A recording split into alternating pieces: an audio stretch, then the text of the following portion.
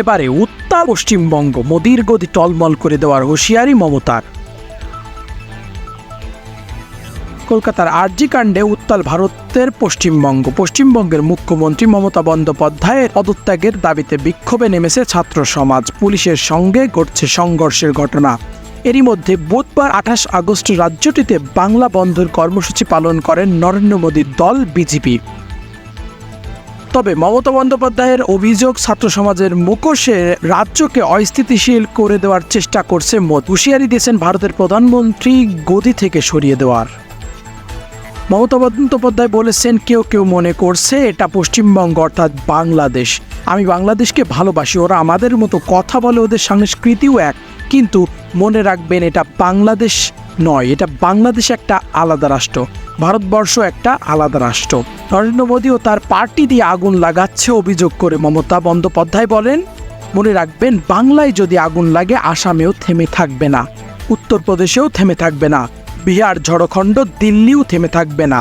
আপনার গদি অর্থাৎ চেয়ার টলমল করে দেবে।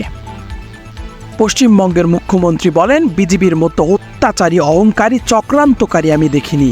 প্রধানমন্ত্রী শুধু এজেন্সি লাগিয়েছেন। উত্তরপ্রদেশে, মধ্যপ্রদেশে ঘটনা তো পদত্যাগ করেননি। মঙ্গলবার পশ্চিমবঙ্গের সচিবালয়ে নবান্ন ঘেরাও কর্মসূচি দিয়েছিল ছাত্র সমাজ। এ নিয়ে কথা বলছেন মমতা। তার দাবি, নবান্ন ঘেরাওর মধ্যে লাশ ফেলতে চেয়েছিল বিজেপি, যেন আন্দোলন উস্কে দেওয়া যায়, কিন্তু পুলিশ তা হতে দেয়নি। তিনি আরও বলেন, গতকাল ওরা লাশ চেয়েছিল, কিন্তু পুলিশ সংযত ছিল, রক্ত দিয়েছে, ধৈর্য দেখিয়েছে, পুলিশকে সেলুট।